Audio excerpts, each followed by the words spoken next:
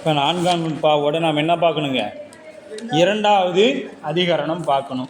அது என்ன சொல்லுதுன்னா, ஆணவ மலத்தினால் அறிவு இழந்ததல் உயிர் அந்த கரணங்களில் கூடுகிறது. அறிவு இழந்தலால் உயிர் அந்த கரணங்களை கூடுகிறது அப்படின்னு சொல்லப்படுது. இப்போ மேற்கோள் பார்க்கணும். ஆணவ மலத்தினால் அறிவு இழந்ததால் உயிர் அந்த கரணங்களை கூடுகிறது. இப்போ இதுக்கு ஒரு முன்னுரை பார்த்துறோம். ஏன்னா முன்னுரை பார்த்துட்டு போனோம்னா தான் நமக்கு என்ன விளங்கும்? செய்யுள் விளங்கும். அந்த கரணங்கள் புலன்களை சிறப்பாய் அறிந்து சித்து என்றும் சொல்லும்படியாக நிற்பினும் அவை தம் அளவில் அசித்தே என்றும். அந்த கரணங்கள் ஆன்ம அளவில் என்னது? அறிவில்லாத பொருள், அசித்து பொருள் தான் அப்படின்னு. ஆனால் நாம் ஐம்புலன்களை பார்க்கும் பொழுது அது சித்து பொருள். இதை நம்ம முன்ன நூற்பாவில் பார்த்தோம். அவை போல் அன்றி ஆன்மா எவ்வகையில் நோக்கினாலும் சித்தேயாய் நிற்கும் என்றும் அதன் ஆன்மா அவற்றின் வேறு என்றும் பார்ப்போம். இப்போ இதிலிருந்து பார்க்கும்பொழுது ஆன்மா அவற்றின் வேறுன்னு பார்த்தோம்னா, அவ்வாறாயின் சித்தாகிய ஆன்மா அசித்தாகிய அக்கருவிகளோடு சேருவதற்கு காரணம் என்ன என்று வினவ எழுப்புகிறது. சித்தா இருக்கக்கூடிய ஆன்மா அசித்தா இருக்கக்கூடிய அந்த கரணங்களோடு ஏன் சேரணும்? என்ன காரணம் என்ன அப்படின்னு ஒரு கேள்வி வந்தால் அதற்கு விடையாக சகலமலத்து உணராது அவை சந்தித்து என நூற்பாவில் கூறினார். இப்போ நம்ம நூற்பாவில் பார்த்தோன்னா சகலமலத்து, சகலமலம்னா என்ன? சகலன்னு எதை சொல்லுவோம்? நம்ம முன்னாடியே பார்த்துருக்கோம்.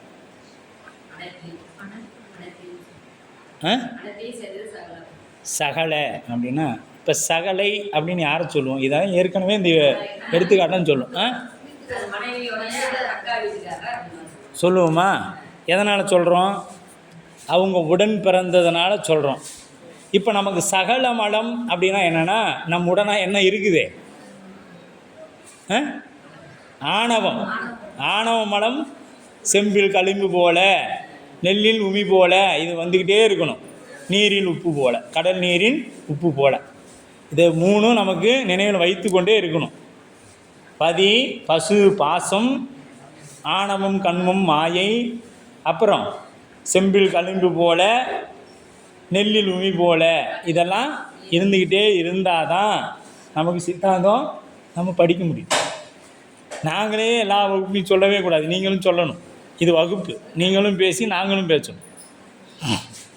அப்போ அவை போலன்றி ஆன்மா வகையில் நோக்கினால் சித்தேயாய் நிற்கும் என்றும் அதனில் ஆன்மா அவற்றின் வேறு என்றும் பார்ப்போம். அவ்வாறாயின் சித்தாகிய ஆன்மா அசத்தாகிய அகக்கருவிகளோடு சேர்வதற்கு காரணம் என்ன என்று வினாவினால் அதற்கு சகல மலத்து உணராது அவை சந்தித்தது என்பது நூற்பாவும் கூறினார். அப்போ இயற்கை மலம், இயற்கை மலம்னா அழுக்கு என்ன பார்த்தோம்னா, ஆன்மா என்று உண்டோ அன்றே அதனை ஒரு குற்றம் பற்றி உள்ளது.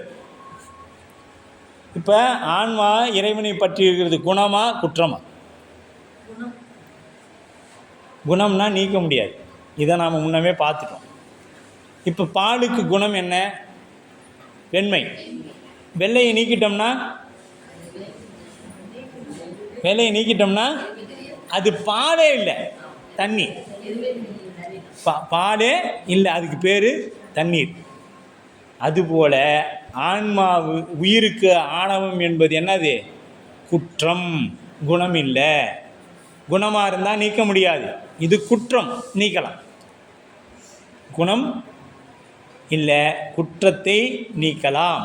அப்போ இது குற்றம் அப்படின்றார். அப்போ ஆன்மா என்று உண்டோ அன்றே அதனை ஒரு குற்றம் பற்றி உள்ளது. எப்படின்னா செம்பில் களிம்பு போல. இதையவே காலையிலேருந்து 4 தாட்டி சொல்லிட்டீங்க அப்படின்னு சொல்லலாம். வேறு இதுக்கு உதாரணம் பெரியவங்க சொல்லலை. என்னைக்கு செம்பு இருந்ததோ அன்னைக்கே களிம்பு இருக்குது. இல்லைங்க விளக்குனா தினைக்கும் விளக்கி வச்சா வெள்ளையாக தாங்க இருக்குது அப்படின்னா, அப்போ விளக்குறதுனால தானே வெள்ளையாக இருக்குது. அதுபோல் நீ 5 எழுத்து தினசரி சொல்லணும். இப்போ சில பேர் கேட்குறோம்ல, ஐயா ஒரு 3 நாள் சிவபூசை பண்ணலாம் வேண்டான்னு சொல்லியிருக்கிறாங்க, நான் அந்த ஒரு 3 நாள் பண்ணாமல் விட்டுறலாமா? எங்கள் 3 நாள் ஒரு செம்பு பாத்திரத்தை எடுத்து விளக்காமல் இப்படி வச்சுருங்க. என்ன ஆகும்? மற்ற நாள்லாம் 5 நிமிஷத்தில் கழுவுறேன்னா அந்த அன்றைக்கி அரை மணி நேரம் ஆகும். 3 நாள் கழித்து நீங்கள் விளக்குனீங்கன்னா. அப்போ நீ இந்த 3 நாள் சிவபூசை பண்ணலை, 3 நாள் 5 எழுத்து சொல்லலை அப்படின்னா என்ன பண்ணணும்? அதிகமாக சொல்லிக்கிட்டே இருக்கும். அது நல்லா கெட்டியாக பிடிச்சிரும். எது பிடிச்சிரும்? ஆமாம், ஆணவம் பற்றிடும். நம்மளையே ஆணவம் பற்றிடும். அப்போ என்ன பண்ணணும்? அந்த 5 எழுத்தை அதிக நேரம் சொல்லணும். அந்த செம்பு எப்படி மீண்டும் பாத்திரம் வெள்ளையாகிறதுக்கு மீண்டும் அதிக நேரம் தேய்க்கிறோம். அது கூட என்ன சேர்த்துறோம்? உப்பு, புளி எல்லாத்தையும் போட்டு செம்மண்ணை கொஞ்சம் கொண்டு வந்து போட்டு அது விளக்குனா தான் அது என்ன ஆகுது? இப்போ தினைக்கும் விளக்கி இருந்தால் கொஞ்சம் புளியை போட்டால் போதும். ஒரு கொட்டை புளியை போட்டுருந்தால் அது எல்லாம் சரியாக போயிடும். இதை விட்டுட்டதுனால என்ன ஆகிடுச்சுன்னா அது உப்பு, புளி, செம்மணி இத்தனையும் போட்டு அப்புறம் கூடவே பீதாம்பரி பவுடரையும் வாங்கி போட்டு கம்பெனி விளம்பரம்னு நினச்சிக்காதீங்க. அது ஒரு பவுட்ரு விற்கிது. அதெல்லாம் ஒன்று போட்டு சேர்த்தனா தான் அது வெள்ளை கலராக வரும், இல்லைன்னா வராது இல்லையா? அப்போ நாம் இது யாருடைய குற்றம்? செம்போட குற்றமா? இல்லை, தேய்ச்சி வைக்காது நம்முடைய குற்றம். இப்போ தேய்க்காமல் விட்டோம்னா ஆகிடும். அதுபோல் ஆன்மா 5 எழுத்தை சொல்லாமல் விட்டுச்சுன்னா அது ஆணவ மலம் அழுக்கு பற்றிடும். வேறு ஒன்றும் பண்ண தேவை ஒன்றும் இல்லை. இந்த இடத்துல டேபிளை விட்டுருங்க ஒரு 10 நாள், உள்ளாரியே வராதிங்க, விட்டு பாருங்கள், வெறும் புழுதியாக இருக்கும். தினைக்கும் எந்த ஒரு பொருள் பயன்பாட்டில் இல்லைனாலும் அதில் அழுக்காண்டிடும். அப்போ நாம் 5 எழுத்து எப்போ சொல்லணும்? காலையில் 108 முறை, சாயங்காலம் 108 முறை சொன்னால் அவ்வளோதான் போதும். அதாவது அழுக்கே ஏறக்கூடாதுன்னு நினச்சா இடைவிடாமல் சொல்லிக்கிட்டே இருக்கும். சரியா? அப்பப்போ குழஞ்சி தொடச்சிக்கலான்னா அழுக்கு இப்போ காலையில் ஏறின அழுக்க சாயங்காலமும், சாயங்காலம் ஏறின அழுக்கும் மாலையிலையும் காலையிலையும் தொடச்சிக்கிட்டு இருக்க வேண்டியதான். நம்ம இப்படி தான் காலையில் சாப்பிட்ட தட்டையே சாயங்காலம் விளைவிக்கலாம், சாயங்காலம் சாப்பிட்ட தட்டையே அடுத்த நாள் காலையில் விளைவிக்கலாம். இப்படி இருக்கக்கூடாது. உடனுடனே தூய்மை செய்து கொண்டே இருக்கும். ஆமாம், 5 எழுத்து வாய்ப்பு கிடைக்கும் பொழுதெல்லாம் சும்மா உட்காந்துக்கிறோமா 5 நிமிஷம் செல்ஃபோன் எடுத்து நோண்டாமல் 5 எழுத்து சொல்லிகிட்டு இருக்கோம். அதெல்லாம் முதல்ல நீங்கள் சொல்லுங்கள் சாமி, அப்புறமேட்டு எங்களுக்கு சொல்லுங்கன்னு சொல்லாதீங்க.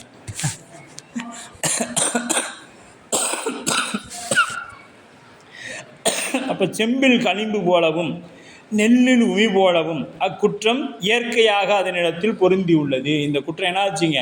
இயற்கையாக யாரும் கொண்டு வந்து பொருத்தலை, இயற்கையாக உயிரிடத்தில் பொருந்தி நிற்குது. அவ்வியத்தை குற்றமே ஆணவ மலம் எனப்பட்டது. இதையவே என்னப்பட்டது? ஆணவ மலம் என்று சொல்லப்பட்டது. இதை தான் ஆணவ மலம் சொல்லப்பட்டது. ஆடையில் அழுக்கு போல உயிரின் அறிவு சிறிது தோன்றாதபடி சகசமாகிய ஆணவ மலம் மறைத்து நிற்கிறது. இப்போ தெரியுதா? இறைவனுக்கு பேரறிவாளன், நமக்கு சிற்றறிவு. அந்த சிற்றறிவு என்ன பண்ணிடுச்சு? இந்த மலம் மறைத்து நிற்குது. இறைவனை காமிக்காமல் மறைத்து நிற்குது. ஏன்னா காமிச்சா இவன் என்ன ஆகிடுவான்? போயிடுவானே அப்படின்னு அந்த ஆணவம் என்ன பண்ணிடுச்சு? நம்ம கூட இருக்கட்டும் அப்படின்னு சொல்லி மறைத்து வைக்குது. இதுக்கு மேற்கோள் சொல்கிறார். இனி இவ் ஆன்மா சகச மலத்தினால் உணர்வின்றி என்றது. மேற்கோள் பாருங்கள், சொல்கிறார். ஆன்மா அறிவுடதாயினும் சகச மலத்தினால் அறிவிழந்தாயிற்று என்பது இதன் பொருள். ஆகவே அறிவு பெறுதற்கு பொருட்டு கருவிகளோடு கூடுவதாயிற்று என உணர்த்தினார். இப்போ எதுக்காக இது கருவியோடு போய் ஆன்மா கூடுதுன்னு பார்த்தீங்களா? அறிவு பெறுவதற்காக போய் எங்கே சேருது? அந்த கரணங்களோடு சேருது. அப்போ மேற்கொண்ட வினாவிற்கு விடையளிக்கின்றார். ஆன்மா மலத்தை இயற்கை மலம் என்று குறித்ததனால் வேறு செயற்கை மலங்களும் உள்ளனவா என்பது பெறப்படும். இயற்கைனா அதுக்கு எதிரான ஒரு மலம் இருக்குதோ, அதனால தான் இது மலம்னு சொன்னால் போதுமே. இது ஏன் இயற்கை மலம்னு சொல்கிறாரு? அப்போ செயற்கை மலம் இருக்குதா அப்படின்னா இருக்குது. செயற்கை என்பதற்கு பின் வந்து என்பதும் பொருள். பின் வந்தது அதற்கு பொருள் செயற்கை மலம். ஆன்மாவிடத்தில் முதலில் இல்லாமல் பின்னே ஒரு காலத்தில் கூட்டுவிக்கப்பெற்று மலங்கள் மாயையும் கண்மமும் ஆகும். ஆன்மாவுக்கு எப்போ வந்து இது சேருது? இடையில தான் வரும். இது ரெண்டும் என்ன பண்ணிடும்? இடையிலேயே போயிடும். இடையில வந்தது இடையிலேயே போயிடும். ஆணவ மலமாகிய மாசினை போக்குவதற்காக உயிருக்கு உடம்பையும் அறிவு கருவிகளையும் கொடுக்கின்றான் இறைவன். இவற்றை மாயையிலிருந்து படைக்கப்படுகிறது. இது எதிலிருந்து படுது? நாம் 36 தத்துவம் படித்தமே. மாயை, அதிலிருந்து வித்யா தத்துவம், சிவத்தத்துவம் அப்படின்னு படித்தோம்.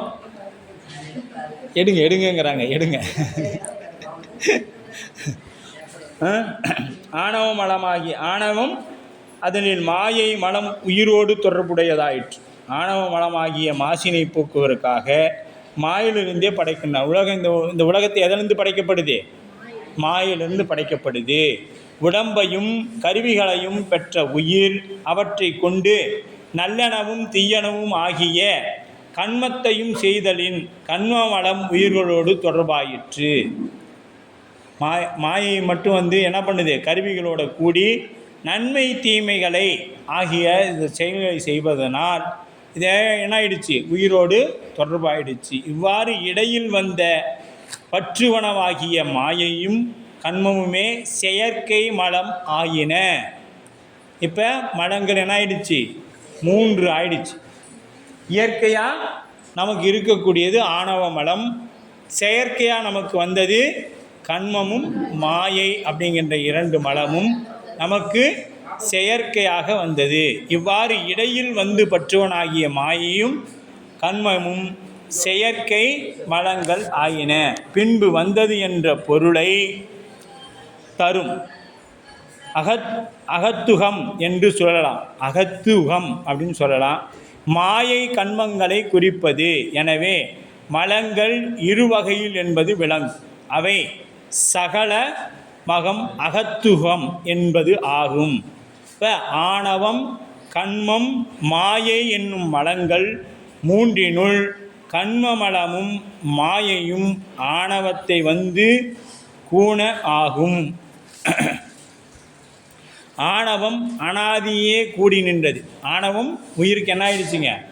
அனாதியே கூடி நின்றது. எனவே தன் மேற்கோளில் மலத்தினால் என்று கூறாமல் சகல மலத்தினால் என்று மலத்தினால்னு கூறியிருந்தால் இந்த 3ம் சேர்ந்துக்கணும். எது? மாயையும் கண்மமும் சேர்த்துருக்கணும். அது சேர்த்தலை. சேர்த்தாமல் என்ன பண்ணிட்டாரு? சகல மலத்தினால்னா ஆணவத்தோடு அப்படின்னு கூறு. அப்போ மாயை கண்மங்களில் ஆன்மாவிற்கு உணர்வு உண்டாவதே அன்றி உணர்வு தடைப்படுவது இல்லை. இந்த மலத்தினால் இப்போ ஆணவ மலத்தினால் என்னாச்சு? உணர்வு தடைப்படுது. கண்மம் மாயினால் என்னாவது? உணர்வு தடைப்படுவது இல்லை. ஆதலால் உணர்வை தடை செய்யும் மலம் இடையே வந்து பொருந்தின மாயை கண்மம் அல்ல. எனவே நீக்குதற்கு என்ன மலம் நீக்கணும்? சகல மலத்தை நீக்கணும். இடையே வந்து கூடுவது வேறு, அனாதியே கூடினது வேறு என்பதை விளக்கும் பொருட்டு சகல மலம் எனப்பட்டது. அதனால தான் இதுக்கு என்ன சொல்லிட்டாங்க? சகல. ஒரே இடத்துல, ஒரே வீட்டில் பொண்ணு கட்டினா சகலன்னு சொல்கிற மாதிரி இது ஒரே இடத்துல இருந்து வந்ததுனால இதற்கு சகல மலம் என்று பெயர். மாயை கண்மங்கள் இறைவனுக்கு உடைமை பொருளாகும். மாயை கண்மமும் இறைவனுக்கு உடைமை பொருள். இறைவனுக்குள் அடங்கி இருந்து இறைவனால் உயிருக்கு கூட்டப்படுதல். இறைவனுக்குள் அடங்கி இருந்து இறைவனால் உயிருக்கு ஊட்டப்படுதல் அகத்துவம் எனப்பட்டது. மாயை காரியமாகிய தனு கரண புவன போகங்களும் கண்மத்தின் காரியமாகிய இன்ப துன்பங்களும் இறைவன் ஆணையின் வண்ணமே வருதல். எது பாருங்க? மாயை காரியமாகிய தனு கரண புவன போகங்களும். இப்போ இந்த தனுனா எது? உடம்பு. கரணம் அந்த கரணங்கள். புவனம் இந்த உலகம். போகம்னா இன்ப துன்ப நுகர்ச்சி. இதெல்லாம் எதனால் வருது? கண்மத்தின் காரியமாகிய இன்ப துன்பங்களும் இறைவனின் ஆணையினால் வண்ணமே வருதல். மாயை கண்மங்கள் மட்டும் அல்லாமல் அவற்றின் காரியங்களும் இறைவனுக்கு உடைமை ஆயினவே அறியப்பட்டது. அவற்றின் காரியங்களும் இறைவனுக்கு உடைமை பொருள். உடையவனுக்கு உரிமை பொருள் இருப்பதால் உடைமை எனப்பட்டது. உடையானுக்கு உரிமை பொருளாய் இருப்பதனால் இது என்ன ஆயிடுச்சுங்க? உடைமை பொருள் எனப்பட்டது. உரிமை பொருள் அறிவு உடையதும் அறிவு இல்லாததும் என இருவகைப்படும். உரிமை பொருள் அறிவு உடையதும் அறிவு இல்லாததும் என இருவகைப்படும். அறிவுடைய பொருளாகிய உடைமை அடிமை என்றும் அறிவு இல்லாத பொருளாகிய உடைமை என்றும் பகுத்து கூறப்பட்டது. இது அறிவில்லாத பொருள் உடைமை பொருள், அறிவுடைய பொருள் அடிமை பொருள். இப்போ நாம் இறைவனுக்கு உடைமையா அடிமையா? அடிமை. அப்போ நாம் அறிவு உள்ள பொருள் அப்படின்னு ஒத்துக்கிறோம்.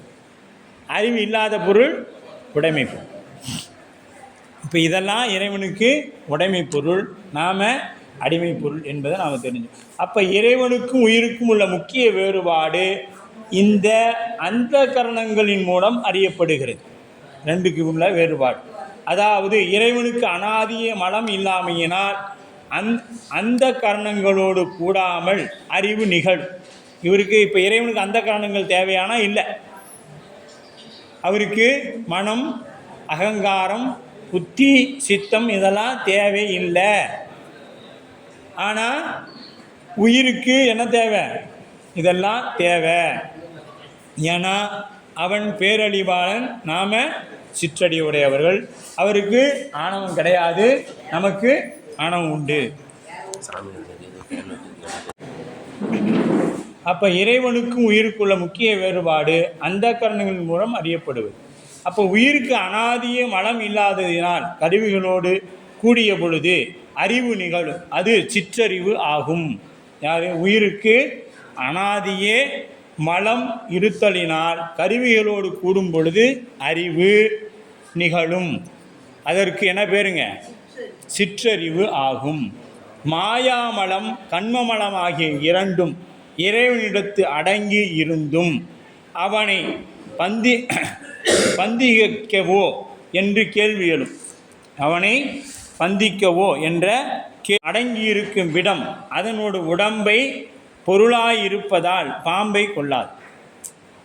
அதுபோல இறைவனிடத்தில் இருக்கக்கூடிய அந்த இரண்டும் இறைவனிடத்தில் அடங்கி நிற்கும். எது?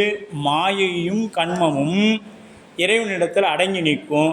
அது இறைவனுக்கு ஏதேனும் பாதிப்பானா? இல்லை. அது எப்படின்னா, அதற்கு ஒரு உதாரணம் சொல்கிறாரு. பாம்பினிடத்தில் இருக்கக்கூடிய விஷம் பாம்பை கொல்லுமானா? கொள்ளாது. ஆனால் யாரை கொல்லும்? நம்மை கொல்லும். அதுபோல அந்த மாயையும் கண்மமும் நமக்கு வேலை செய்யுமே ஒழிய இறைவனை ஒன்றும் செய்யாது. இப்போ இறைவனுக்கு உடைமை பொருளாக இருக்கக்கூடிய மாயை கண்மம் என்னது?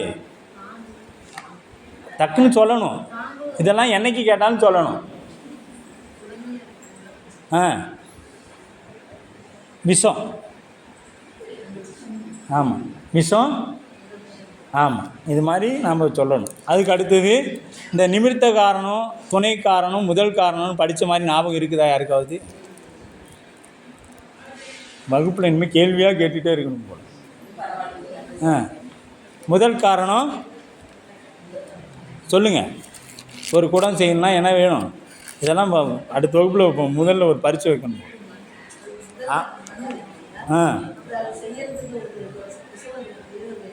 அது குயவருக்கு முன்னாடி வேறு என்ன வேணும்? சக்கரம் வேணும், மண் வேணும், அது செய்கிற கருவிகள்லாம் வேணும். இதெல்லாம் துணை காரணம். நிமிர்த்த காரணம் இறைவன். முதல் காரணம் மண், துணை காரணம் கருவிகள், நிமிர்த்த காரணம் இறைவன். இது தெரிஞ்சிருக்கணும் நான். அப்போ ஆணவ மலத்தின் இலக்கணம் பாருங்கள், நம்மளை பற்றியே பேசுகிறார். ஆணவ மலத்தின் இலக்கணம் சிறப்பு பொது என இரண்டு வகைப்படும். கேவலத்தின் உயிருக்கு அறியாமையை செய்வது ஆகும். எது? சிறப்பு. சகலத்தில் கருவிகளோடு கூடிய இடத்து விபரீத உணர்வு செய்வது ஆகும். இது அடுத்து விபரீத உணர்வு அப்படின்னா என்னான்னு பார்க்கணும். விபரீத உணர்வு என்பது ஒன்றை பிரிதொன்றாக அறிதலாகும். இந்த விபரீத உணர்வு என்னது?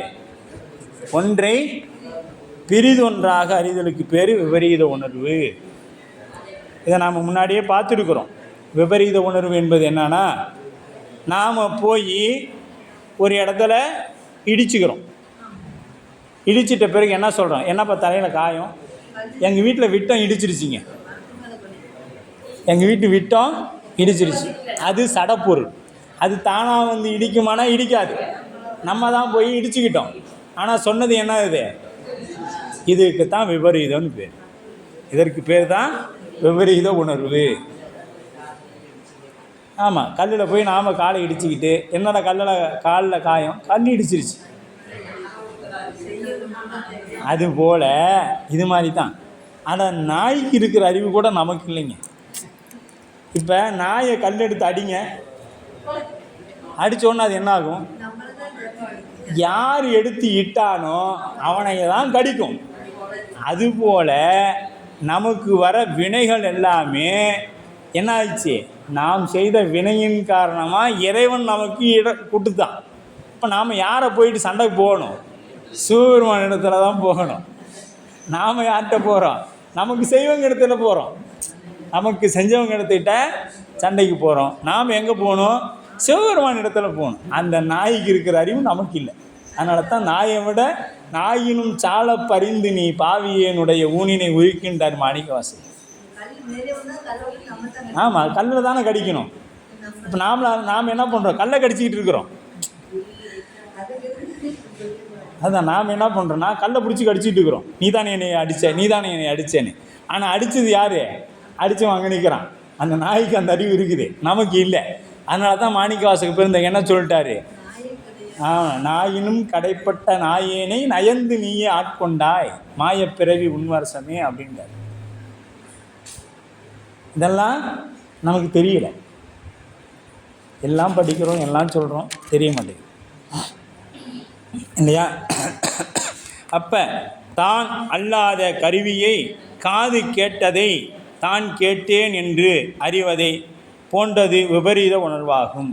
இப்போ நாம் அல்லாத கருவியை காது கேட்டதாகவும் தான் கேட்டேன் என்று அறிவை, இப்போ உயிர் தான் கேட்குது. இது எது கேட்கல?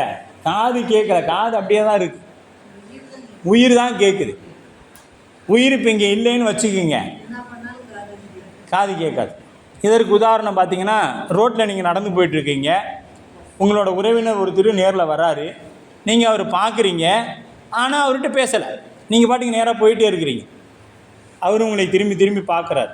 சரி, கொஞ்சம் வசதி ஆகிடுச்சு போல், இல்லைனா கோயில் நல்லா தான் இருந்துச்சு, இந்த கோயிலுக்கு போணுச்சுப்பா, அதிலேருந்து இப்படியே அதுவாக பிரம்ம பிடிச்ச மாதிரி போகுது அப்படின்னு அவங்களா சொல்லுவாங்க.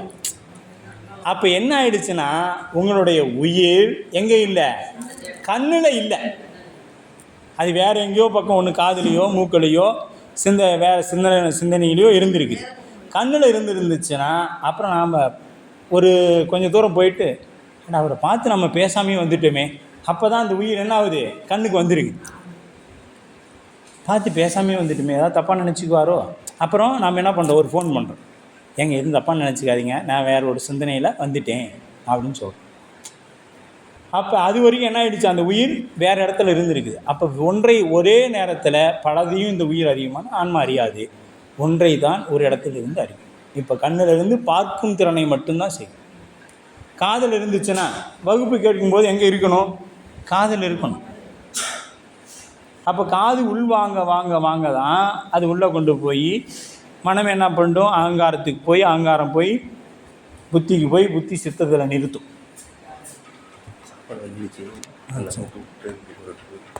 உயிரறிவை மறைக்கிறது. அதுதான் ஞான திரோதானமாய் மறைத்து கொடு நிற்றான். அறிவை மறைப்பது ஆணவமலமே, அறிவை மறைப்பது ஆணவமலமே அப்படிங்கிற நிச்சயிக்கிறாங்க. ஆணவ ஆன்மா அறிவுடையது. அவ்வறிவு சில நேரங்களில் விளங்காமல் போகிறது. அவ்வறிவு என்ன பண்ணுது? சில நேரங்களில் விளங்காமல் போகுது.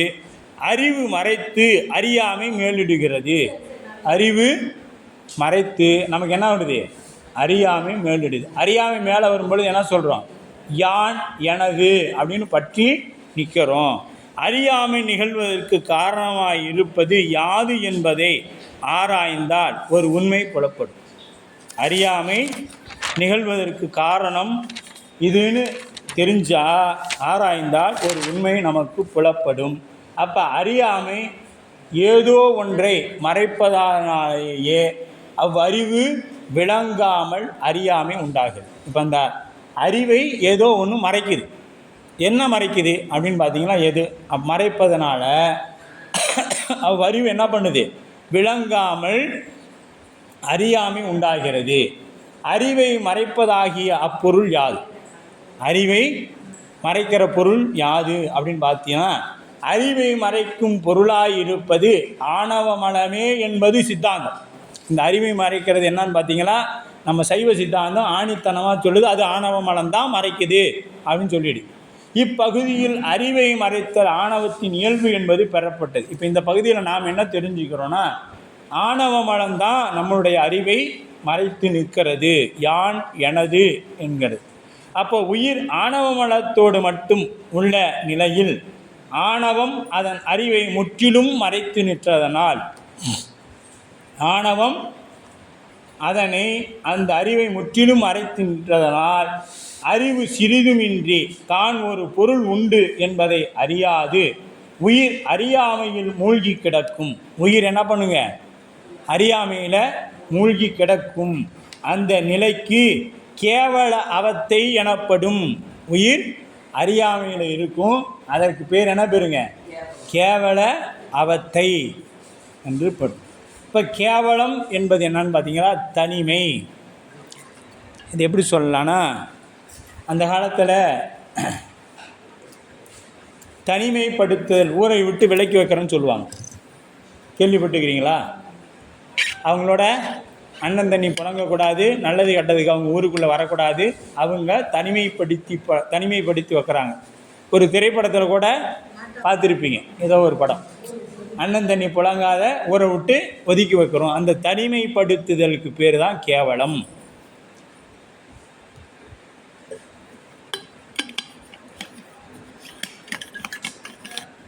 கேவலம் என்பது தனிமை. அதாவது உயிர் ஆணவம் ஒன்றோடு மட்டும் கூடியிருக்கும் நிலை அவல நிலை, அவத்தை நிலை எனப்படும். உயிர் ஆணவம் ஒன்றோடு மட்டும் கூடி நிற்கக்கூடிய நிலைக்கு அவத்தை நிலை எனப்படும். உயிர் இறையருளால் மாயை கண்மங்களோடு கூடி நிற்பதாகிய நிலை சகல அவத்தை எனப்படும். சகல அவத்தை எதோட கூடி நிற்கும் பொழுது? மாயை கண்மங்களோடு உயிர் கூடி நிற்கும் பொழுது அதற்கு சகல அவத்தை எனப்படும். கேவல அவத்தைனா ஆணவம் மட்டும் இருக்கிறது கேவல அவத்தை. சகல அவத்தை என்பது கண்மம் மாயை கூடியதற்கு பேர் சகல அவத்தை. நல்லா நினைவு வச்சுக்கணும். உயிர் உடலையும் அறிகருவிகளையும் பெற்று உலகில் பிரிந்து சிறிதாக அறிவு விளங்கி நிற்கும் நிலை இதுவாகும். சகலம் என்பது மாயையோடு கூடியிருத்தல் என்பது பொருள். மாயை உள்ள பொழுது கண்மம் உளதாகும். மாயை இருக்கிற இடத்துல என்ன இருக்கும்? கண்மமும் இருக்கும். இல்லை என்று எண்ணும்படி மறைத்தலினால் அறிவு நிகழாமையே அன்றி அறிவு இல்லாமல் போவதில்லை. அறிவு இல்லாமல் போவதில்லை. அந்நிலையில் நிகழ்வது இருந்து அறிவு பின்பு கருவிகளோடு கூடி நிகழ்வது என்பது பெறப்படுகிறது. அந்நிலையில் நிகழாது இருந்து அறிவு பின்பு கருவிகளோடு நிகழ்வது என்பது பெறப்படுகிறது. சர்க்காரியவாதத்திற்கு முரணில்லை என்பது தெளிவாயிற்று. இது சர்க்காரியவாதத்திற்கு முரணில்லை. ஞானத்திற்கு மறைத்தலை செய்வது ஞான திரோதகம் என்பது ஆகும். ஞான திரோதகம் என்பதாகும். ஒளியும் இருளும் ஒன்று மிகின் ஒன்று குறையும். ஒளிக்கும் இருளுக்கும் ஒன்றே இடம் அப்படின்னு சொல்லப்படும். இப்போ இந்த ஒன்று மிகின் ஒன்று குறையும். ஒளியும் இருளும் ஒரே இடத்துல தான் இருக்குது. இதில் ஒன்று அதிகமானால் ஒன்று குறையும். ஆணவம் அதிகமானால் திருவருள் அடங்கி நிற்கும், திருவருள் அதிகமானால் ஆணவம் அடங்கி நிற்கும். இதுதான் அங்கே. இப்போ இந்த இந்த அறை முழுக்க என்ன இருக்குது? இருள் இருக்குது. இந்த இருள்லாம் இப்போ எங்கே இருக்குதுன்னா அந்த விளக்குக்கு பின்ன ஒடுங்கி நிற்கிது. அது இல்லாமல் போகலை. அதுதான் நம்ம சைவ சித்தாந்த பிரகாரம் என்னது? உள்ளது சிறக்கும், இல்லது தோன்றாது. அப்போ இருள் புதுசாலாம் வரல, இருக்குது. எங்கன்னா அந்த விளக்குக்கு பின்ன அடங்கி நிற்கிது. இப்போ இந்த விளக்கை அணைச்ச பிறகு என்ன பண்ணுன்னா விரிந்து நிற்கும். அதுதான் ஒன்று மிகின் ஒன்று குறை அப்படின்னு சொல்லுது. அப்போ ஒளியும் இருளும் ஒன்று மிகின் ஒன்று குறையும். ஞானமும் அஞ்ஞானமும் முற்றிலும் மாறுபட்டது. ஞானமும் அஞ்ஞானமும் முற்றிலும் மாறுபட்டது. ஞானம் இல்லாமையே அஞ்ஞானம் என்பது சர்க்காரியவாதத்திற்கு பொருந்தாது. ஞானம் இல்லாதையே அஞ்ஞானம் என்பது சர்க்காரியவாதத்துக்கு பொருத்தாது. ஞானம் நிகழாமையே அஞ்ஞானம். ஞானம் இந்த நிலை எதுக்கு பொருந்தாது? ஞானத்தில் பொருந்தாதுன்ட்டார். ஏன்னா ஞானம் நிகழாமையே அஞ்ஞானவாதம். சைவ சித்தாந்த கொள்கை இல்லாமை வேறு, நிகழாமை வேறு. இல்லாமை என்பது வேறு, நிகழாமை என்பது வேறு என்று சொல்லப்படுது. அதற்கு அடுத்தது பார்த்தோம்னா ஐந்தாவது எடுத்துக்காட்டும் பார்த்துட்டோம்னா நமக்கு என்னது? மூன்றாவது கூறும்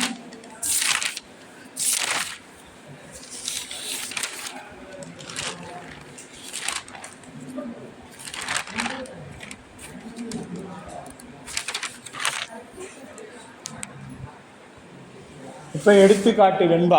எது எடுத்துக்காட்டு? ஐந்தாவது எடுத்துக்காட்டு வெண்பா.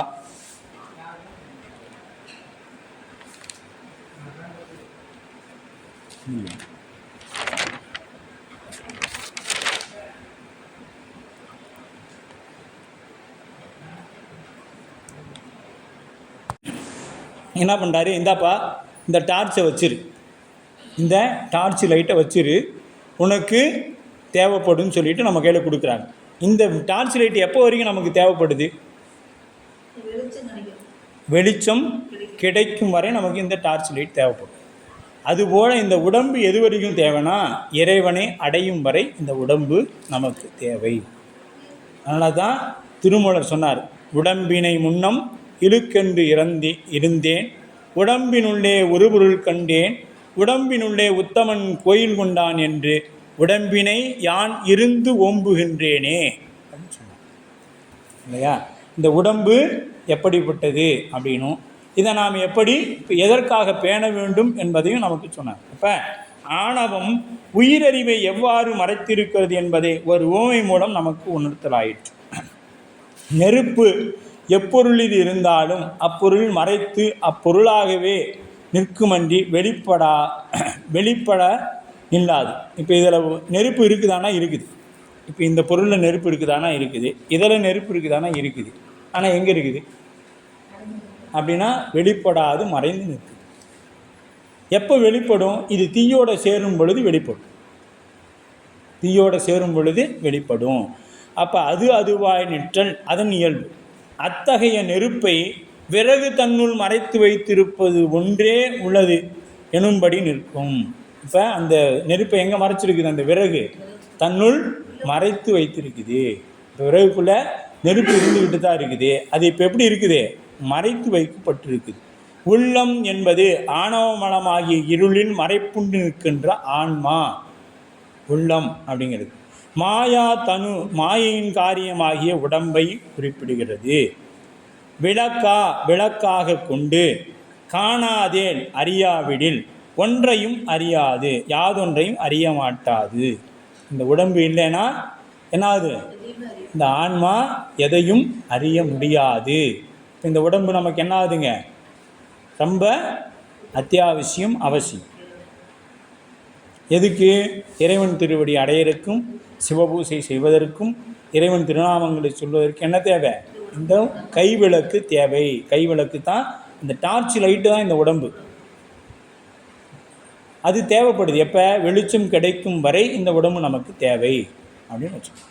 அப்போ இனி ஆணவ மலம் ஆன்மாவினது அறிவை மறைத்து நிற்பதற்கு உவமை கூறப்படுகிறது. ஆன்மாவின் அறிவை மறைத்து நிற்பதற்கு உவமையாக கூறப்படுகிறது. மற்ற மலம் மாயை கண்மங்களின் வேறாய் ஆன்மாவிற்கு சகலமாய் உள்ள ஆணவ மலம் அன்று அப்படின்னா ஆன்மா என்று உண்டோ அன்றே என்ன இருக்குது, ஆணவ மலமும் இருக்குது. ஆணவ மலமும் இருக்குது. தன்னை அதனை அணைதல் மறைந்து நிற்றல் அது போன்றது எனில், எது போன்றது எனில் அது அதுவாய் வியாத அப்படின்னா எல்லா பொருள்களும் மறைந்து அது அதுவாய் கெடுதலின்றி இருக்கிறது. என்ன பண்ணுறதுன்னா அது அதுவாகவே நிற்குது. வன்னிதனை எப்படி, நெருப்பு, வன்னினா நெருப்பு, தன்னுள் மறைத்து தனக்குள் மறைத்து வைத்து ஒன்றாம் தான் ஒன்றே உலகு போல் நிற்கின்ற காட்டம் போல் விறகு போல்தாம் அப்படின்ட்டு. விறகு மாதிரி தனக்குள்ளே நிற்கிறது. மாயை என்பது விளக்கு போன்றது. மாயை என்பது விளக்கு போன்றது. ஆணவம் இருள் போன்றது. மாயை விளக்கு, ஆணவம். அதனால தான் மாயை ஒரு ஒளிப்பொருள்னு சொல்லுவாங்க. மாயை ஒளிப்பொருள், ஆணவம் இருள் பொருள். ஆணவம் உயிரை அனாதியை கூடி நிற்றல், அக்னியை விறகு அனாதியை கூடி நிற்றல் போல் ஆகும். இப்போ இன்னொரு உதாரணம் நமக்கு சொல்லிட்டாங்க. இதுபோல் விறகுல நெருப்பு மறைந்திருப்பது போல ஆணவ மலம் உயிரில் என்ன இருக்குதுங்க, அப்போ இருந்தே இருக்குது. புதுசாக நெருப்பு வந்து உள்ள பூதலை விறகுல இருந்தது தான். அது உரசால் ஏற்பட்ட போது அந்த உரசலினால் தீப்பற்றியது. இப்போ காட்டு தீ எப்படி, யார் போய் அங்கே தீ வைக்கிறாங்களா என்ன, மலை உச்சியில் தானாக பிடிச்சிக்கிட்டு எரியுது. எப்படின்னா 2 மரங்கள் உரசும் பொழுது ஏற்படக்கூடிய நெருப்பு. அந்த சூடு இருக்கிறதுனால தானே பிடிச்சிக்குது, இல்லைன்னா எப்படி பிடிக்கும்? அப்போ நெருப்பு இருந்திருக்குது. இது காலம் வெளிப்படாமல் உள்ளே இருந்த நெருப்பு இப்பொழுது வெளிப்பட்டு தோன்றுகிறது. அப்படி அப்போ ஆணவ உயிரை அனாதியை கூடி நிற்றல், அக்னியை விறகு அனாதியை கூடி நிற்றல் போலாகும். உயிர் அறிவை விளக்குதல் மாயையின் செயல். இப்போ இந்த உயிர் அறிவை விளக்குதல் யாரோட செயல்னு பார்த்தீங்கன்னா மாயையோட செயல். உயிர் அறிய ஒட்டாமல் அறிவை தடை செய்து கொண்டு நிற்கும் ஆணவத்தின் செயல். ஒளி போன்ற மாயை இருள் போன்ற ஆணவம் ஆகாது. பாருங்க, உயிரறிவை விளங்குதல் மாயையின் செயல். ஆனால் என்னன்னா ஆணவ மனத்தின் செயல் ஒளி போன்ற மாயை ஒளி போன்ற அறிவை தடை செய்வது. எது? ஆணவ மனம். ஆனால் மாயை என்ன பண்ணாது, இருளை மாறி தடை செய்யாது, காட்டும், பொருளை காட்டும். பாரு, இதுதான் சிவம். இதை பிடிச்சிங்கன்னா நீ என்ன பண்ணலாம், நீ பிறவியிலிருந்து தப்பிச்சிக்கலாம், காட்டும். அக்னி விறகின் உள்ளிருந்தும் தெரிய ஒட்டாது. அந்த அக்னியை போதிந்து கொண்டு விறகே ஆய் நிற்றல் ஆகும். அந்த அக்னியை பொதித்து வச்சிருக்கிற விறகே போல் ஆகும். உவமை, விறகு என்பது ஆணவ மடம். விறகு, இதை எழுதிக்கிங்க, விறகு என்பது ஆணவ மடம். விறகினுள் உள்ள நெருப்பு என்பது ஆணவ மலத்துள் கிடக்கும் உயிர். இப்போ இந்த ஆணவ மலத்தில் இருக்கக்கூடிய உயிர் எங்கே இருக்குதுன்னா அந்த விறகுக்குள்ள நெருப்பு இருக்கிற மாதிரி அங்கே ஒரு மறைப்பு இருக்குது. அடுத்தது, நெருப்பு இருப்பது தோன்றாமை, உயிர் இருப்பு புலப்படாமை. நாம் கேவலத்தில் இருக்கிறோங்கிறது புலப்படாது நிற்குது. நாம் என்ன செய்கிறதுன்னு தெரியாமல் இருக்கிறதுக்கு பேர் புலப்படாமை. விறகோடு நெருப்பு, ஆணவத்தோடு உயிர் அத்துவீதமாய் இயந்து நிற்றல். ஆணவத்தோடு உயிர் என்ன பண்ணுறது, ரெண்டும் வேற இல்லை. அத்துவீதம் என்பது என்ன, இரண்டும் வேற இல்லைன்னு கலந்து நிற்பது போல ஆணவம் மாயை அப்படின்னு போகிறது. இப்போ இருள் போன்றது, மாயை விளக்கொளியை போன்றது. ஆணவமும் மாயை அப்படின்னு போட்டுக்கிட்டிங்களா. ஆணவங்கிறது இருள் போன்றது, மாயை என்பது ஒளி போன்றது.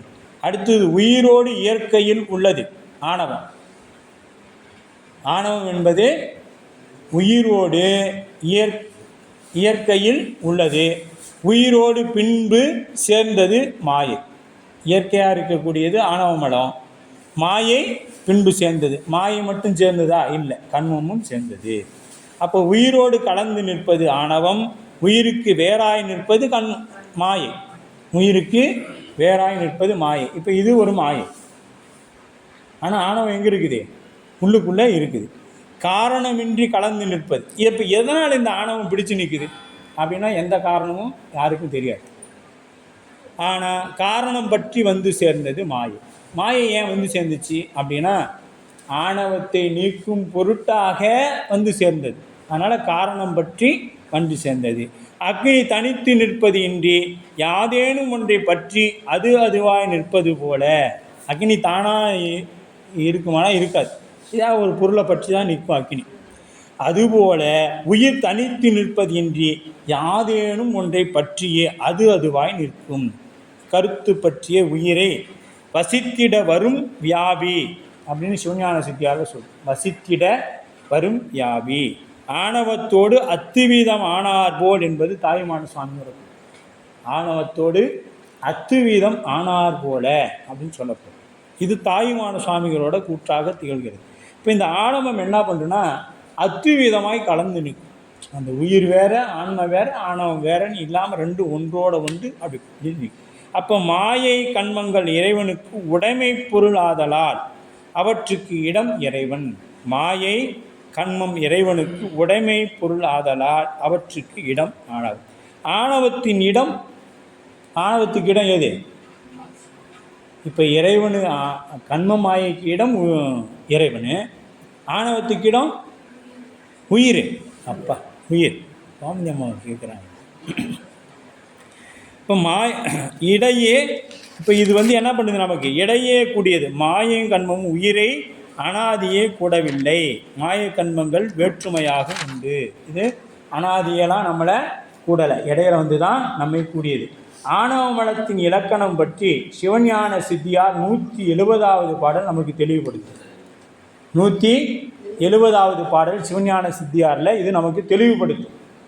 உயிர் அறிவை மறைக்கும் தனிப்பொருள் எது பாருங்க. ஆணவ மலத்தின் இயல்பை சிவஞான சுவாமிகள் சொல்கிறாங்க. சிவஞான சுவாமிகள் சொல்கிறாங்க, இதை குறித்து வச்சுக்கிங்க. உயிர் அறிவை மறைக்கும் தனிப்பொருள். இப்போ குறிக்க முடியலைன்னா நம்ம பதிவு பண்ணி போடுறதில் நீங்கள் நிதானமாக வீட்டில் கேட்டு குறிச்சிக்கிங்க. உயிரின் அறிவை மறைக்கும் தனிப்பொருள். அறியாமை குணமாக உடையது. அறியாமையவே இதுக்கு குணமாக உடையது. இப்போ குணம் குணத்தை பிரிக்க முடியுமானா முடியாது இல்லையா? அப்போ அறியாமையே குணமாக இருக்குது. செம்பிற் கழும்பில் குற்றம் ஆவது போல உயிருக்கு குற்றமாய் அனாதியே பந்தமாய் இருப்பது ஆணவ மனம். சடமாய் இருப்பது ஆணவம். பலவாய் இருத்தல் நாசம் அடையும் ஆதலின் ஒன்றாய் இருக்குது. பலதாக இருந்தால் என்ன ஆகிடும்? அது பிரிஞ்சிடும். இந்த உலகம் பல கூறுகளால் ஆனது, இந்த உடம்பு பல கூறுகளால் ஆனது. அதனால் இது ஒரு நாள் அழிஞ்சிடும். இந்த உடம்பு பல கூறுகளால் ஆனது, ஒரு நாள் அழிஞ்சிடும். இந்த உலகமும் அப்படித்தான், பல கூறுகள் ஒன்று சேர்ந்தது தான் இந்த பூமி அப்படின்னு சொல்லப்படுது. விஞ்ஞானம் இன்றைக்கி அதை ஒத்துக்கிடுச்சு இல்லையா? அப்போ இது என்னைக்காக இருந்தாலும் என்ன ஆகும்? அழிந்து போகும், நாசமாகும் அப்படின்ட்டார். அப்போ நாசம் அடைமாதனால் ஒரு பொருளால் ஆனது எது? ஆணவம். விஞ்ஞான கலர் பிரளயா கலர் சகலர் என்று உயிர் பாகுபாட்டிற்கு ஏதுவாய் இருப்பது. இது ஆணவ மனத்தை வச்சு தான் நீங்கள் இதை பிரிக்க முடியும். உயிர்கள் தோறும் தனித்தனியே வேறு வேறு விதமாய் மறைத்து நின்று நீங்க வேண்டிய காலத்தில் உயிர்கள் கேவலம், சகலம், சுத்தம் என்று 3 அவத்தைகளை அடைவதற்கு மூல காரணமாக இருப்பது ஆணவம். சகலம் இதுக்கு இது உயிர்கள் கேவலம், சகலம், சுத்தம் என்னும் 3 அவத்தைகளை அடைவதற்கு மூல காரணமாக இருப்பது ஆணவம். அப்போ நித்தமுமாய் வியாபகமாய் இருப்பது ஆணவம். வியாபகத்தன்மை உடைய உயிர் அணுத்தன்மையை பொருந்தும் வண்ணம் செய்தலினால் ஆணவம் என்னும் பெயர் உண்டானது. இதற்கு என்ன ஆயிடுச்சுங்க? இதனால தான் ஆணவம் என்னும் பெயர். எது? வியாபகத்தன்மை உடைய உயிர் அணுத்தன்மை உடைய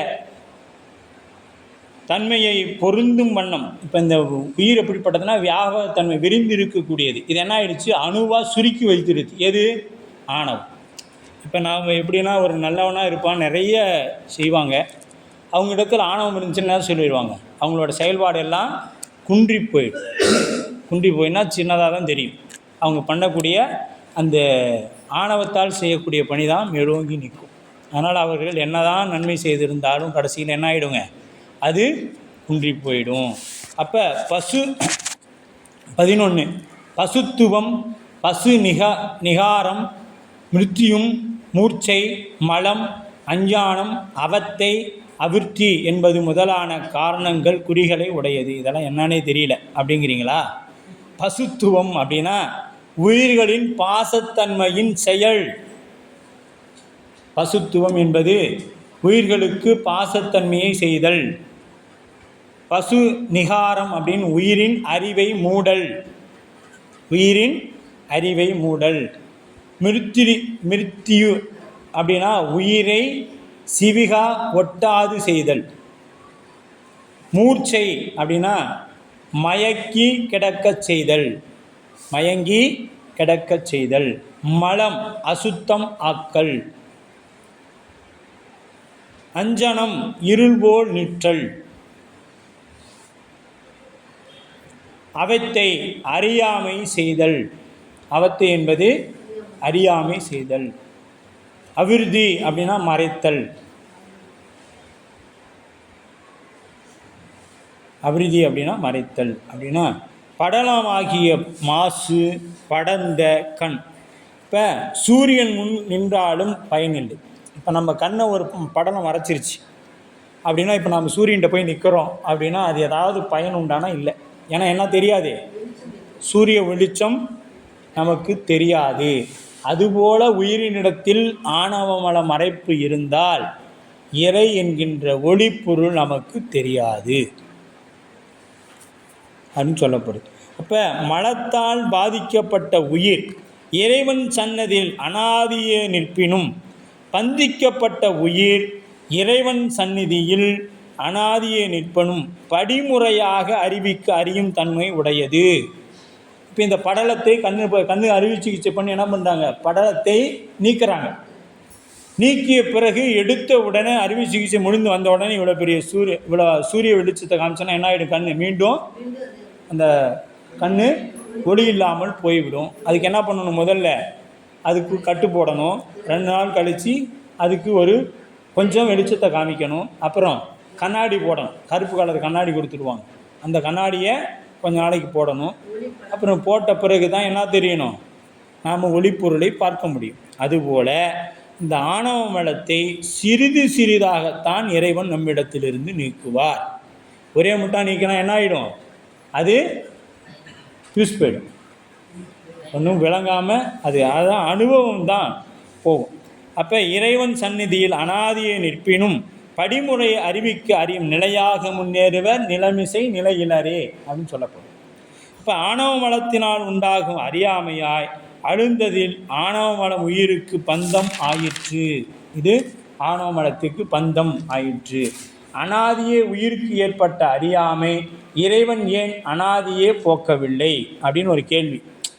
இப்போ நாம் கேட்கலாம், நீங்கள் தான் உங்கள் இறைவன் எல்லா வல்லமையும் பொருந்தியவனாச்சு, எதையும் விச்சதின்றியே விளைவு செய்குவான்னு சொல்கிறீங்களே, அப்போ அனாதியே இருந்த ஆணவத்தை ஏன் என்னை பிறவிக்கு கொண்டு வரணும்?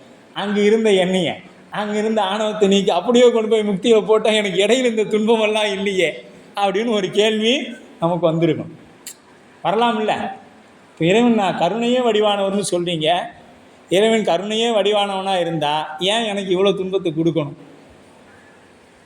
இந்த கேள்வியெல்லாம் வரணும். ஒரே நேரத்தில் அறியும் திறம் உயிருக்கு இல்லை. இறைவனை ஒரே நேரத்தில் அறிஞ்சக்கூடிய திறன் என்ன இல்லை, உயிருக்கு இல்லை.